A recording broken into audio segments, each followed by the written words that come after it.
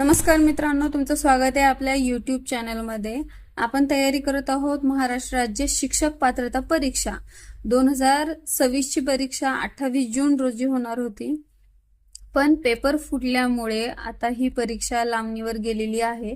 May be ही परीक्षा September मध्ये होऊ शकते।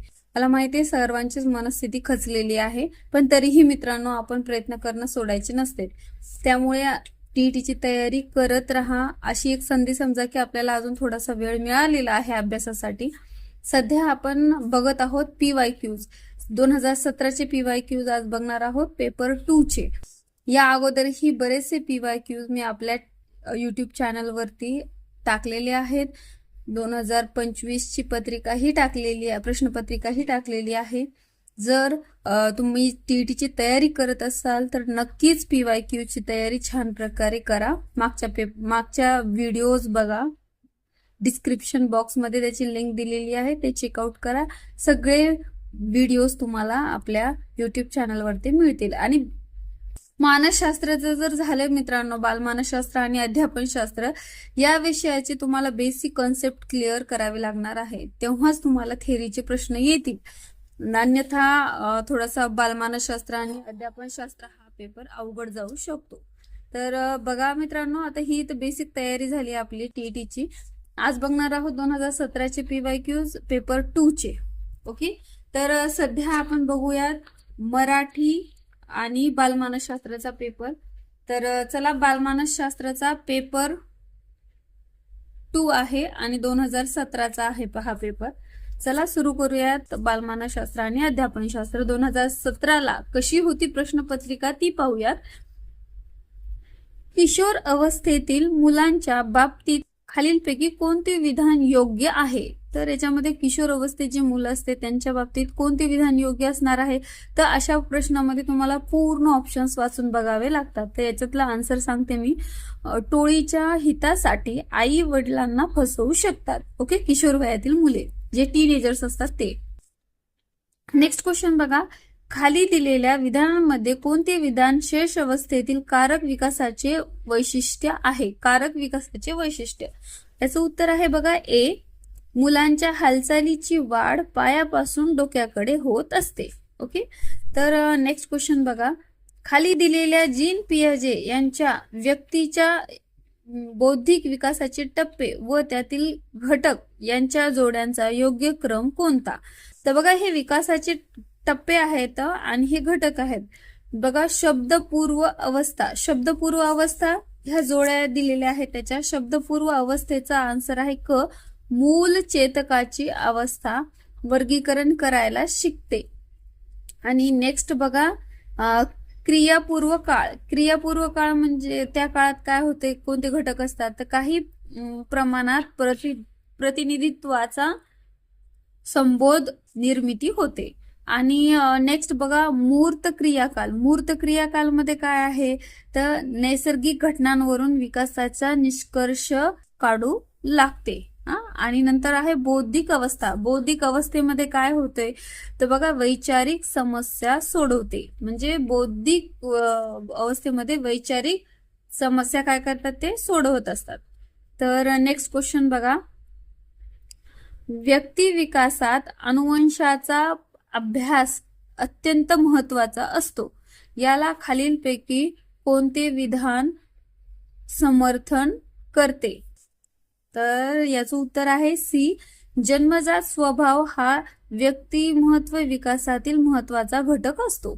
ओके, नेक्स्ट क्वेश्चन बघा, अल्फ्रेड बिने यांच्या मते समस्या सोडवताना बुद्धी आपल्याला खालीलपैकी कोणत्या दृष्टीने मदत करत नाही? प्रश्न नीट वाचत चला मित्रांनो। आता ही परीक्षा ऑनलाईन होणार आहे, टीईटीची परीक्षा ही ऑनलाईन होऊ शकते।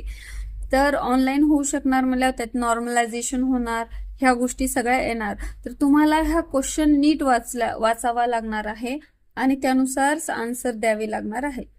त्याचं उत्तर आहे सी, तुटक भाग एकत्र करून संयोजन करणे। नेक्स्ट क्वेश्चन बघा, बुद्धिमापनासाठी दृक प्रतिमांचा स्पष्टता तपासण्याची पद्धत खालीलपैकी कोणत्या मानसशास्त्रज्ञाने शोधून काढली? त्याचं उत्तर आहे बी, गाल्टन यांनी शोधून काढलेली आहे ही। बघा, नेक्स्ट क्वेश्चन, दिलीप सिंह या भारतीय मानसशास्त्रज्ञाने भावनिक बुद्धिमत्तेला सामाजिक बुद्धिमत्ता मानून त्याविषयी खाली काही मते मांडली आहेत. त्यापैकी कोणते मत असत्य आहे? असत्य मत विचारले, त्याचं मी आता तुम्हाला आन्सर सांगते डायरेक्ट. याचा आन्सर आहे डी. भावनांचे प्रगटीकरण कोणत्या मार्गाने करावे याचे मार्गदर्शन तज्ज्ञाकडून घ्यावे. ओके. नेक्स्ट क्वेश्चन बघा, खाली दिलेल्या उदाहरणांमध्ये कोणते उदाहरण गुणवैशिष्ट्यांच्या प्रमाणात फरक दर्शवते? ओके. तर याचे आन्सर्सही मित्रांनो खालीच दिलेले आहेत. तुम्हाला आन्सर्स सहित मी ह्याचे क्वेश्चनचे आन्सर सांगत आहे आणि हे आन्सर्स चेक केलेले आहेत. हे आन्सर्स एक्झामची जी प्रश्नपत्रिका आहे, उत्तर सूची जी येते महाराष्ट्र राज्य परीक्षा परिषदेची, त्यावरूनच घेतलेले आहेत. ओके. याचा आन्सर आहे बघा, सार्थकला बास्केटबॉल खेळायची आवड आहे. ओके. नेक्स्ट क्वेश्चन बघा, श्रेष्ठ कलाकृती, साहित्य निर्मिती आणि पराक्रम यांच्या पाठीशी काम ही शारीरिक प्रेरणा वास करीत असते असे मत खालीलपैकी कोणत्या मानसशास्त्रज्ञाने मांडले? ते हे मांडले आहे फ्राईड यांनी. नेक्स्ट बघा, खाली दिलेल्या अवधानाच्या स्वरूपाविषयी विधानांमध्ये कोणते विधान असत्य आहे? तर असत्य विधान विचारले, याचं उत्तर आहे ए. शरीराअंतर्गत जाणीव व भावना, मनातील विचार व कल्पना या गोष्टी अवधानाअंतर्गत येत नाहीत. नेक्स्ट क्वेश्चन बघा, खाली संवेदना आणि अवबोध यावर आधारित दिलेल्या विधानांपैकी कोणते विधान योग्य नाही? योग्य नाही विचारले, तर याचं उत्तर आहे सी. संवेदना नेमकी कोठे संपते व अवबोध नेमका कोठे सुरू होतो हे सहजपणे सांगता येते, हे सहजपणे सांगता येत नसते. ओके. नेक्स्ट क्वेश्चन बघा, जेव्हा कोणतीही गोष्ट आपण क्रमबद्ध स्वरूपात अभ्यासतो आणि आठवायला त्या स्मरणास कोणते स्मरण म्हणतात? तर बघा, स्मरण हा टॉपिक महत्वाचा आहे या क्वेश्चनसाठी, म्हणून एकदा चेकआउट करा. व्हिडिओ टाकलेला आहे आपल्या चॅनलवरती. मनोवैज्ञानिक स्मरण म्हणतात. ओके. नेक्स्ट बघा, खाली दिलेल्या संबोध निर्मितीच्या टप्प्याचा योग्य क्रम कोणता? तर याचा आपल्याला हे योग्य क्रम दिलेले आहेत, त्याचा आन्सर आहे बी. आता योग्य क्रम बघा, याच्यातला 1 नंबर आहे वस्तूंचे प्रत्यक्ष ज्ञान होणे. नेक्स्ट आहे एकाच जातीच्या अनेक वस्तूंच्या ज्ञानातून गुणांचे विश्लेषण करून काही गुणविशेष अलग करणे. नेक्स्ट येतं बघा, अलग केलेल्या गुणविशेषणावरून सामान्यीकरण करणे. आणि नेक्स्ट येतं संबोधनाला अमूर्त रूप देणे. आणि सगळ्यात शेवट येतं की शब्द रूपाने तो संबोध व्यक्त करणे. ओके. याचा आन्सर आहे बी. मित्रांनो, पूर्ण क्वेश्चन नीट वाचल्याशिवाय आपल्याला त्याचे आन्सर देता येत नाहीत, त्यामुळे क्वेश्चन्स नीट वाचत चला. आणि नेक्स्ट क्वेश्चन पाहूया आपण. खालील स्मृती प्रतिमेतील टप्प्यांविषयीचे कोणते विधान बरोबर आहे? इथं बरोबर विधान विचारले, तर बघा म्हणजे एकच बरोबर आहे आणि बाकीचे सर्व रॉंग आहेत. बघा, प्राथमिक स्मृती प्रतिमा ही अनुप्रतिमेपेक्षा कमी तीव्र असते, हे विधान सत्य आहे.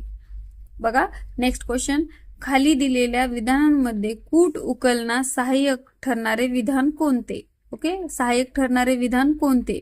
तर बघा, एखाद्या व्यक्तीबद्दल विचाराबद्दल पूर्वग्रह न ठेवता विचार करते. ओके. हे सहाय्यक उदाहरण आहे. नेक्स्ट क्वेश्चन बघा, खाली दिलेल्या विधानांमध्ये अध्ययनाचे कोणते लक्षण अयोग्य आहे? कोणते लक्षण अयोग्य आहे विचारले, तर बघा, उद्दिष्ट प्राप्तीसाठीच्या हालचालीची आवर्तने अनावश्यक ठरतात. ओके. नेक्स्ट क्वेश्चन बघा, सातत्यपूर्ण सर्वकष मूल्यमापनाच्या खालील मर्यादांपैकी कोणती मर्यादा अयोग्य आहे? तर याचं उत्तर आहे सी. समाजाचा केवळ गुणात्मक विकासावर भर, ही अयोग्य आहे. नेक्स्ट क्वेश्चन बघा, सहसंबंध गुणक संख्या व त्यांचा लावलेला अर्थ यांच्या जोड्या योग्य क्रम लावा. तर सहसंबंध गुणक आहेत आणि त्यांचा अर्थ आहे बघा +0.20 किंवा कमी, त्याच्यापैकी सहसंबंध दुर्लक्षण्यायोग्य असतो. आणि 0.20 ते 0.40 हे आहे सहसंबंध अल्प कमी असतो. आणि 0.40 ते 0.70 हा असतो सहसंबंध मध्य. आणि +70 ते 1 0.7 ते 1 हे आहे सहसंबंध उच्चतम, म्हणून याचा आन्सर आहे सी. ओके, नेक्स्ट क्वेश्चन पाहूया मित्रांनो. स्किनरच्या प्रबलीकरण या उपत्तीवर आधारित पद्धती ज्यामध्ये कोणत्याही विषयातील जो भाग शिकवायचा असेल त्याचे पृथक्करण करून ज्ञानाचे लहान लहान पायऱ्यांमध्ये विभाजन केले जाते व अध्यापन केले जाते, अशी खालीलपैकी कोणती अध्यापन पद्धती आहे? तर याचं उत्तर आहे सी, क्रमन्वयित अध्यापन पद्धती. नेक्स्ट क्वेश्चन बघा, खालीलपैकी कोणत्या अध्यापन पद्धतीमध्ये वर्ग खोल्या नसून विषयाच्या खोल्या असतात? त्या खोलीत आवश्यक ती पाठ्यपुस्तके, अवांतर वाचनीय पुस्तके, संदर्भ ग्रंथ, मासिके, विषयाला आवश्यक नकाशे, चित्र असतात. याबरोबरच विषय तज्ञ हजर असतो व अध्यापन कार्य चालते. तर ही पद्धती आहे डाल्टन पद्धती. ओके, नेक्स्ट क्वेश्चन बघा, इंग्लंडमधील ऑक्सफोर्ड जवळ पर्से येथे शाळा काढून भाषण, संवादन, नाट्यीकरण इत्यादी पद्धतीचा अवलंब करून निरनिराळे विषय क्रीडन पद्धतीने शिकवण्याचा प्रारंभ खालीलपैकी कोणी केला? तर मॉन्टेसरी यांनी केला. नेक्स्ट क्वेश्चन बघा, विद्यार्थ्यांमध्ये अध्ययन चांगले व्हावयाचे असेल तर शिक्षकांचे पाठ्यपुस्तकावर प्रभुत्व असणे आवश्यक आहे, असे मत खालीलपैकी कोणी आपल्या प्रतिमानात मांडले? तर टर्नर व फतू यांनी हे मांडलेलं आहे. नेक्स्ट क्वेश्चन बघा, जेव्हा विद्यार्थ्याला वैशिष्ट्यांचा विकास करून त्यांचे भावजीवन अधिक समृद्ध केले जाते व त्याद्वारे सामाजिक वातावरण व एकूण पर्यावरणाशी सर्जनशील संबंध प्रस्थापित करण्यास मदत केली जाते, तेव्हा खालीलपैकी कोणत्या प्रतिमानाचा उपयोग होतो? तर याचं उत्तर आहे सी, व्यक्तिगत विकास प्रतिमान.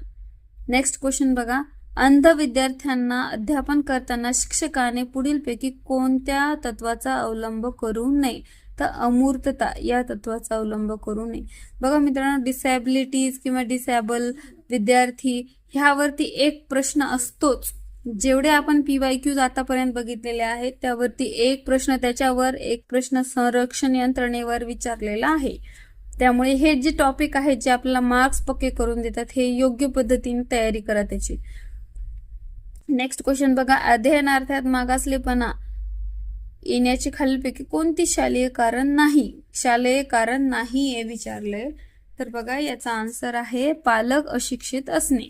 ओके, नेक्स्ट क्वेश्चन बघा, आत्मनिरीक्षण पद्धतीबद्दल खाली दिलेल्या विधानातून कोणते विधान अयोग्य आहे? तर ही पद्धती व्यक्तिनिष्ठ नसून वस्तुनिष्ठ आहे. नेक्स्ट बघा, खालीलपैकी व्यक्तिमत्वावर परिणाम करणाऱ्या मनोसामाजिक घटकांचा योग्य गट कोणता? तर कुटुंब, शेजारी, संस्कृती हा आहे. नेक्स्ट क्वेश्चन बघा, खालीलपैकी कोणते विधान फ्लँडर्सनच्या अंतर्क्रिया विश्लेषणाचा फायदा नाही? तर याचं उत्तर आहे सी, शिक्षकांच्या प्रशिक्षणासाठी हे तंत्र निरुपयोगी आहे. ओके, नेक्स्ट क्वेश्चन बघा, एखाद्या विद्यार्थ्याला अभ्यास क्षेत्रात खूप यश मिळवता आले नाही तर तो एखाद्या खेळात नेत्रदीपक यश मिळवून स्वतःच्या अभ्यास क्षेत्रात आलेल्या अपयशाची भरपाई करतो. या उदाहरणातून खालीलपैकी कोणत्या संरक्षण यंत्रणेचा वापर केलेला दिसून येतो? तर याचं उत्तर आहे प्रतिपूरण. एका विषयाचा अभ्यासात आपण सक्सेसफुल नाही झाले तर त्या दुसऱ्या क्षेत्रात आपण नेत्रदीपक यश मिळवून त्याच्या कसर या क्षेत्रात भरून काढतो, त्याला म्हणायचं प्रतिपूरण. नेक्स्ट क्वेश्चन बघा, कोणत्याही विषयाचा, अनुभवाचा, परिस्थितीचा वा प्रक्रियेचा एकत्रित विचार केल्याशिवाय आकलन होऊन अर्थपूर्ण जाणीव निर्माण होत नाही व त्याबद्दल अंतर्दृष्टीही येत नाही, हे संक्रमणाच्या कोणत्या उपत्तीवर नुसार घडते? तर हे घडते पूर्णकारवादी उपत्ती यानुसार घडते. बघा मित्रांनो, हा होता 2017चा पेपर 2 चा बालमानसशास्त्र आणि अध्यापनशास्त्राचा पेपर. ओके, असे प्रश्न आलेले होते. बघा, तुम्हाला जर व्हिडिओ आवडत असेल तर लाईक, शेअर, सबस्क्राईब नक्की करा. थँक्यू.